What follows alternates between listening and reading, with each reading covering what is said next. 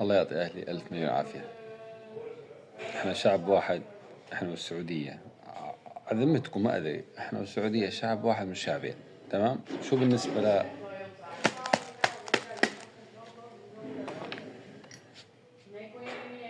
شو شعب واحد من شعبين؟ يلا قوموا عليهم، خلينا نشوف هسه عيالات خافوا، راح يخافوا يعلقوا على الموضوع وينتقدوهم ويبلشوا السحيجة. دائما لو انه فلسطيني كان شرشحوه، كان غسلوا نشروا غسيله. اما السعودي اللي هو يعني ايده ببطوننا، ها، عبد الله طول النهار يشحد علينا، فهمتوا علي؟ فايده ببطوننا، صعب تسولفوا، صعب تعبروا. مكسورة عيننا وخشمنا وظهرنا من وراهم.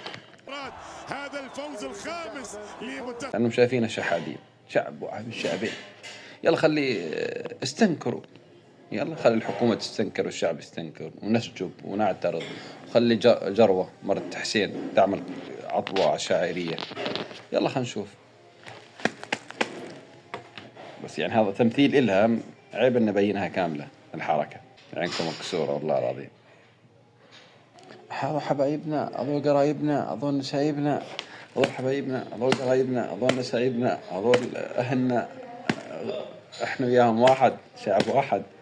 بس سريع سريع سريع الشاب، سريع. هذا الشاب ما أكلش كنافة، عشان هيك فاهمي علي؟ لو أكل كنافة كان الموضوع اختلف. ولادكم الفالج ما له علاج لا بالأردن ولا بالخارج. هل بيني لهتكم.